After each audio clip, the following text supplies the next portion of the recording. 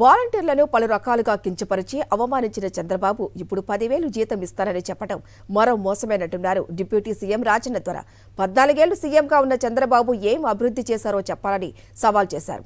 సాలూరు నియోజకవర్గానికి వస్తే అభివృద్ధి ఏంటో తెలుస్తుంది అంటున్న రాజన్న ధరతో మా ప్రతినిధి Yugandhar face to face. YSR Congress party ఎన్నికల ప్రచారాన్ని గేరప్ చేసింది. పార్వతీపురం మన్యం జిల్లాలోని ముఖ్యంగా ఉన్నటువంటి 4 అసెంబ్లీ నియోజకవర్గాల్లో విస్తృతమైనటువంటి ప్రచారం జరుగుతోంది. ఎక్కడికక్కడ ఆ పార్టీ విస్తృత స్థాయి సమావేశాలు కూడా నిర్వహిస్తున్నారు. ఈ మధ్య అంతా కూడాను మీరు సిద్ధం సభలు పెట్టారు, తర్వాత ఈ రోజున డైరెక్ట్గా బరిలోకి వచ్చారు.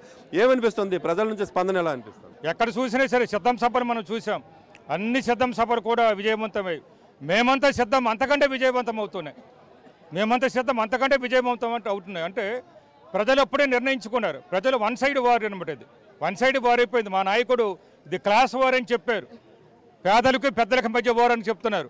కానీ పెద్దల్లో ఉన్న పేదలందరూ కూడా ఒకటైపోయారు. ఇప్పుడు జగన్ సైడ్ అయిపోయారు, వైఎస్ఆర్ కాంగ్రెస్ సైడ్ అయిపోయారు. పేన గుర్తుగా ఓటు అంటున్నారు ఎక్కడ చూసినా. కాబట్టి జగన్ ముఖ్యమంత్రి కాకుండా ఎవ్వరూ ఆపలేరు. ఎన్ని కూటమిలు వచ్చినా, ఎన్ని పార్టీలు కలిసినా కాబోయే ముఖ్యమంత్రి జగనే. 30 ఏళ్ళ వరకు కూడా ముఖ్యమంత్రి జగనే.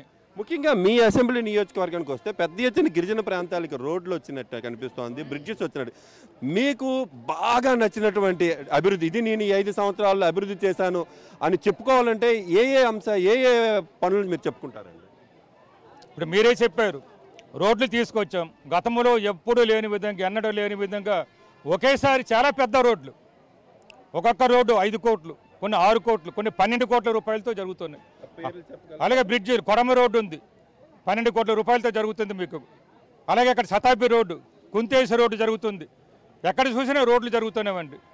ఈ రోజున మీరు ఏ మేరకు బాగు చేశారు? ఎన్ని పాఠశాలలు, ఎన్ని వైద్యశాలలు డెవలప్ చేసినటువంటి పరిస్థితి ఉంది?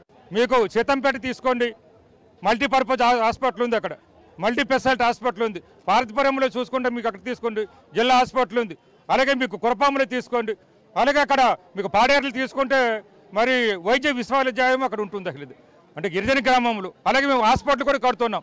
ఇప్పుడు సాలూరు మండలం, సాలూరులో ఈ పాచిపేట కడుతున్నాం. ఇక్కడ మనం మామిడిపల్లిలో ఉన్నాం. ఈరోజు ఇక్కడ హాస్పిటల్ కడుతున్నాం. ఇక్కడ మన తోనం ఉంది, అక్కడ హాస్పిటల్ కడుతున్నాం. సంబర్లోకి హాస్పిటల్ కడుతున్నాం, మక్కువలోకి హాస్పిటల్ కడుతున్నాం. అలా మనం మెంటాడు హాస్పిటల్ కట్టడము ప్రారంభించడం కూడా జరిగిపోయింది. వీళ్ళు ఎప్పుడైనా కట్టారా అని అడుగుతున్నాను.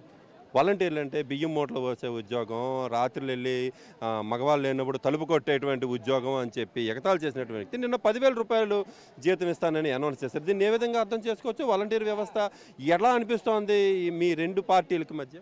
ఇందాక నేను చెప్పాను కదా, ఓటు కోసం ఎంత స్థాయికైనా దిగజారిపోతుంది, ఎంత దిగువ స్థాయికైనా దిగజారిపోతాడు ఆయన.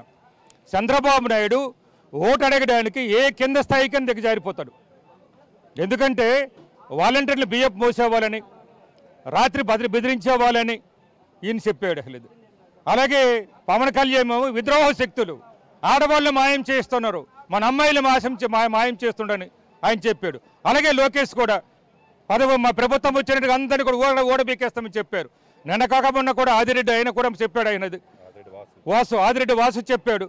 అలాగే సుధీర్ రెడ్డి కూడా చెప్పాడు ఆయన అక్కడ కాళహస్తి నియోజకవర్గంలోను. వీళ్ళందరూ కూడా వాలంటీర్కి ఏం మాట్లాడదు, వాలంటీర్లకు తెలుసు. అంటే వాలంటీర్లకు భయం పట్టుకుంది ఆయనకి. జగను వాలంటీర్ల కోసం ఎంత మంచి పని చేస్తుంటే అందరికీ తెలుసు.